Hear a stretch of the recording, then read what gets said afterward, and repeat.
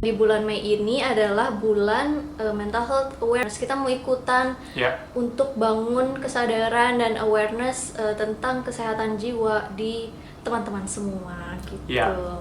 Menurut kami sih ya, kesadaran mental health ini di Indonesia belum terlalu cukup, tapi kayaknya di seluruh dunia juga masih tetap harus ditingkatkan sih ya, dimanapun juga.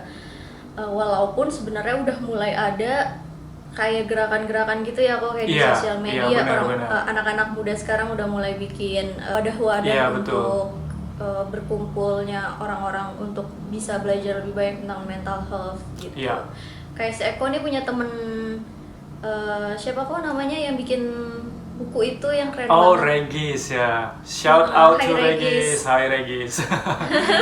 Regis Mahdi namanya. Dia nulis soal mental health. Bukunya sekarang jadi best selling cuy. Kenapa sih penting bagi kita untuk sadar dan mengetahui tentang kesehatan jiwa itu, terutama buat diri sendiri ya, karena Marsyanda nih Cie.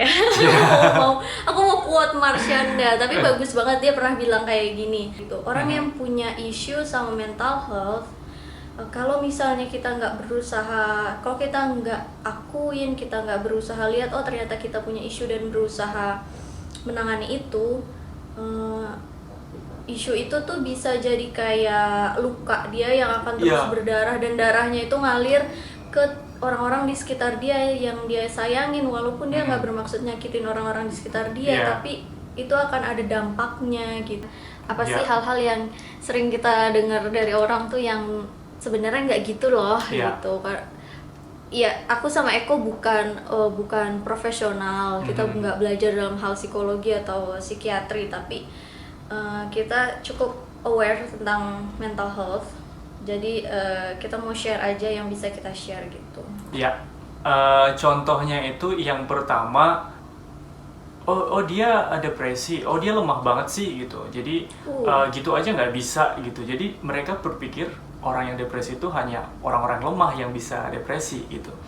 Padahal aku punya beberapa teman, aku punya teman-teman yang pernah depresi, aku pernah teman-teman yang mempunyai masalah dalam mental health gitu. Dan orang-orang yang aku kenal ini orang-orang yang bukan orang-orang yang lemah gitu, orang-orang yang kuat gitu. Jadi sebenarnya siapapun bisa kena. Betul. Justru kalau menurut aku, orang yang punya isu mental health itu justru kuat sekali, karena ya dia apa yang harus dia hadapin sehari-hari itu bisa jadi susahnya ya 2 kali lipat atau 3 kali lipat dari orang-orang yang gak memiliki isu mental health gitu. Jadi kayak untuk bisa ngelakuin, untuk bisa berfungsi, untuk bisa kerja itu wow sih, kayak good job teman-teman. Kayak mengakui kalau seseorang punya mental health itu keberanian yang luar biasa. Benar. Jadi bukan orang lemah. Setiap orang yang punya mental health issue aja itu mereka udah disibukkan dengan pikiran, aduh aku nyusahin orang nggak ya gitu, aduh aku malu banget nih, aku pasti dianggap lemah. Jadi mereka udah punya pikiran itu, so don't judge them, it makes it worse gitu. Even worse, much worse. Ada yang mengakui aku punya mental health issue nih, atau aku ada depresi ini, terus ada temennya atau siapapun yang bilang dengan casualnya, but you look normal to me, atau kamu kelihatan baik-baik aja gitu, jeng. Itu salah kaprah juga, gengs. Kenapa salah kaprah, Er? Karena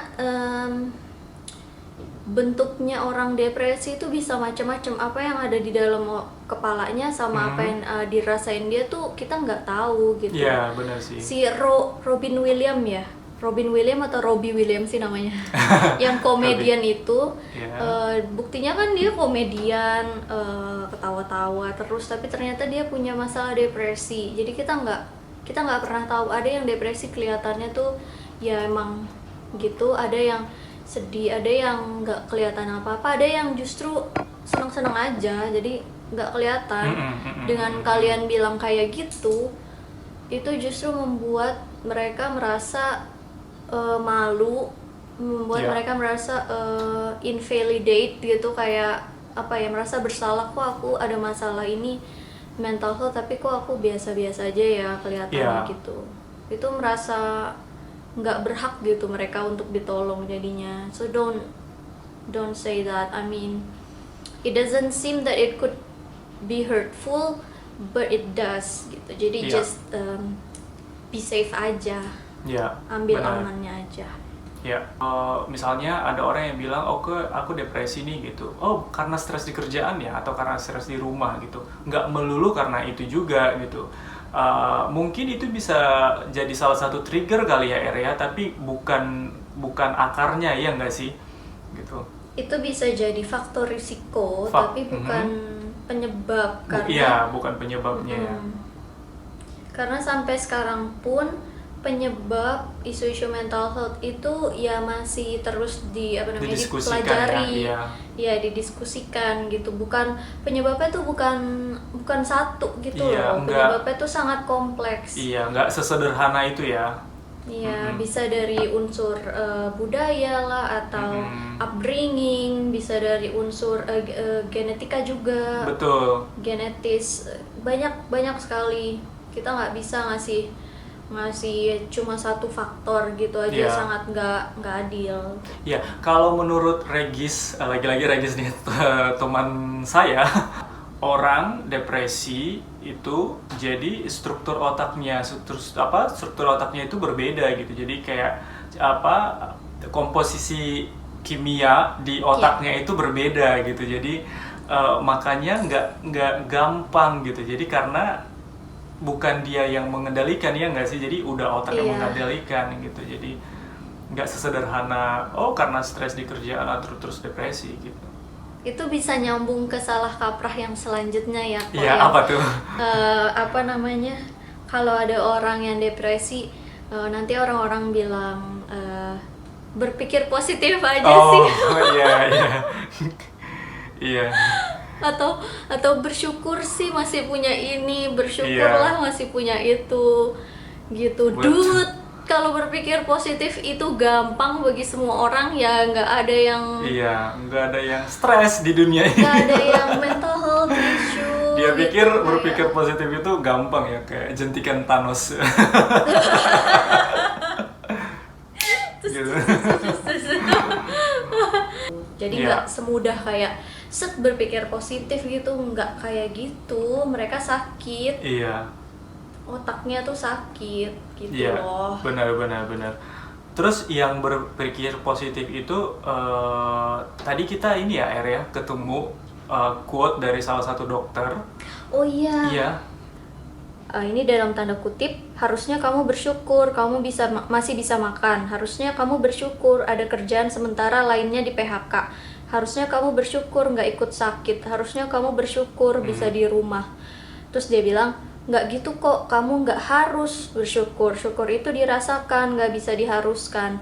Jika kamu mau menyuruh orang untuk harusnya seseorang itu bersyukur, dia nggak akan merasakan syukur. Yang dia rasakan bersalah, malu, invalidate, sedih. Kalau kamu mau orang lain bersyukur, caranya bukan diharuskan, tapi dengan menjadikan dirimu atau sikapmu atau kebaikanmu alasan dia bisa bersyukur. Semua perasaan apapun itu, sekalipun gak seharusnya dirasakan, semua itu valid. Tidak ada perasaan yang harus atau tidak harus dirasakan. Terimalah perasaan yang hadir, sadari, terima, jangan usir, tapi juga izinkan dia berlalu. Wow, bagus banget sih, keren. Dokter ini selain profesional di bidangnya, kayak puitis juga ya. Salah kaprah yang banyak sekali orang yang merasa kayak gini ya, yang berpikir kayak gini. Kalau orang-orang yang datang ke psikiater atau dokter jiwa, itu gila.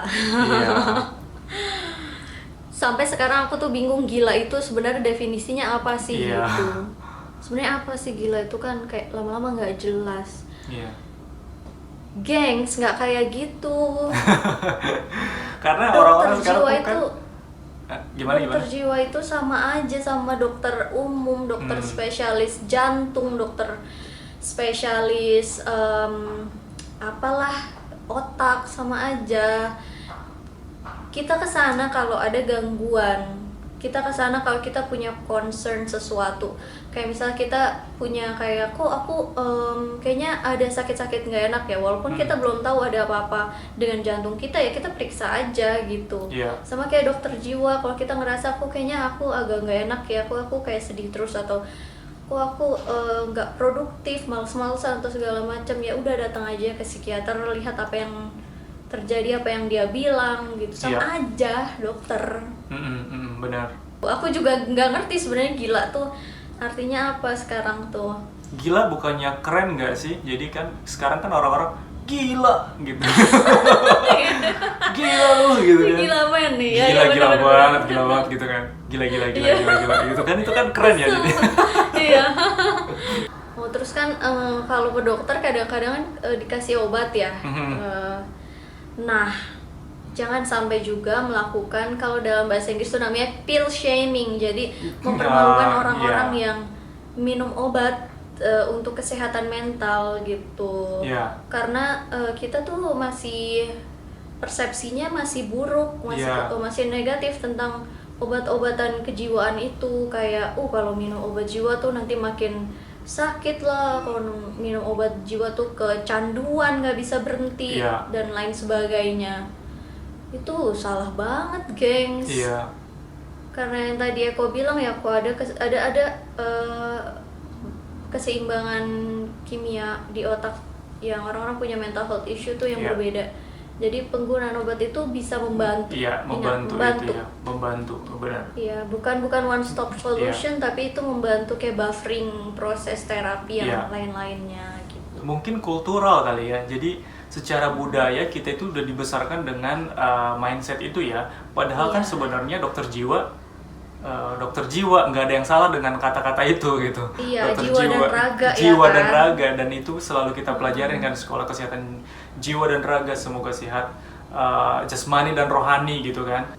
Gitu aja sih obrolan kita tentang mental health. Ini episode pertama kita ngomongin mental health. Mudah-mudahan kita bisa bikin episode lainnya tentang mental health.